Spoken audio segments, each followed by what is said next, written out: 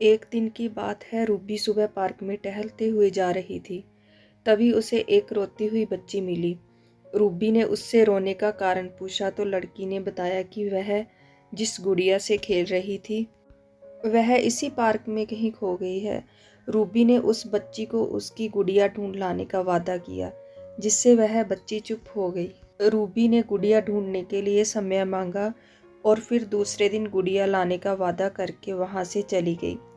पर गुड़िया ना तो रूबी को मिली और ना ही उस बच्ची को। रूबी ने गुड़िया की तरफ से एक पत्थर उस बच्ची को लिखा। जब वह बच्ची पार्क में गुड़िया पाने की आशा में आई तो रूबी ने वह पत्थर उस बच्ची को पढ़कर सुनाया।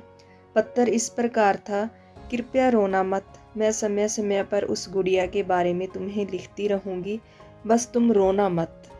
अब रूबी रोज उस खोई हुई गुड़िया की तरफ से काल्पनिक पत्र लिखने लगी और लगभग रोज ही उस बच्ची को पढ़कर सुनाती, जो कि यात्रा का काल्पनिक वर्णन हुआ करता था।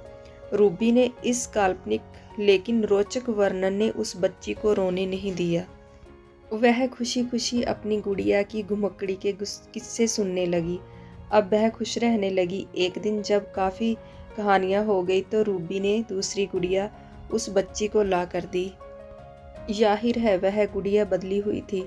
उस बच्ची को अपनी खोई हुई पुरानी गुड़िया जैसी नहीं लगी, तो वह रूबी की ओर देखने लगी।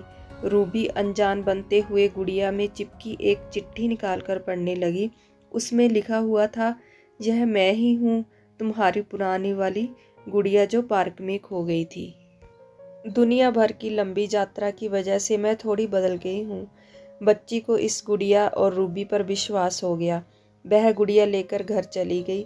वर्षों बाद जब वह बच्ची बड़ी हो गई तो एक दिन वह अपनी अलमारी में कुछ ढूंढ रही थी, तो उसका ध्यान उसी गुड़िया पर गया जो रूबी ने उसे दी थी। बचपन की बातें याद करके वह हंसने लगी। उसे सब समझ आ चुका था कि रूबी ने कैसे उसका मन रखा। उसे उस गुड़िया पर फिर प्यार आने लगा। वह उसे बड़े गौर से देखने लगी। तभी उसकी नज़र गुड़िया की फ्रॉक की आस्तीन में छुपे एक छोटे से पत्थर पे गई। उसने बड़ी व्याकुलता से वह पत्थर निकाला और पढ़ने लगी। पत्थर में यह लिखा हुआ था, हर वह चीज़ जिससे तुम प्यार करती हो कभी ना कभी तुमसे खो जाएगी, और जो तुम्हारे पास होगी वही तुम्हारे लिए सच्चे रूप में बनी होगी।